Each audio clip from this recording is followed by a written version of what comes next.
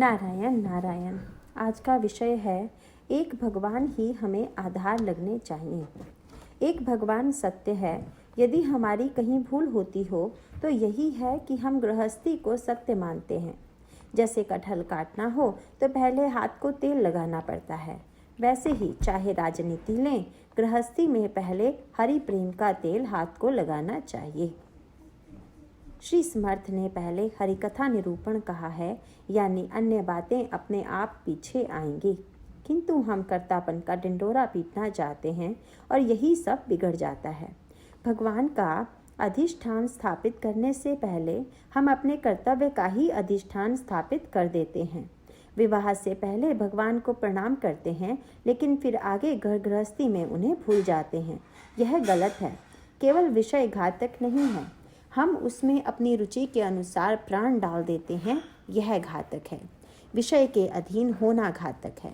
मंदिर बड़ा बनाएं, उस पर सोने का कलश चढ़ाएं, किंतु नींव ही यदि मजबूत नहीं हो तो मंदिर टेकेगा कैसे।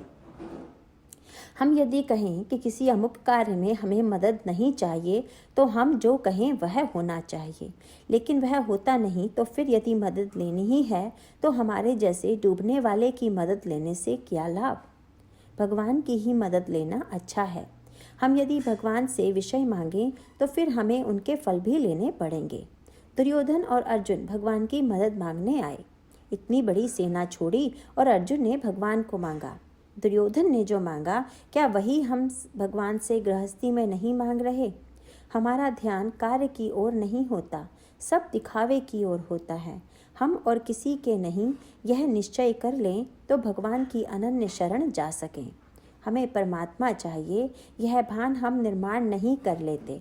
संसार चाहिए ऐसा सोचते हैं और फिर संसार हमें दोष देता है, ऐसी शिकायत भी करते हैं। अरे मैं कहता हूँ संसार को दोष देने दो, किंतु राम क्या कहता है यह देखना ज़रूरी है।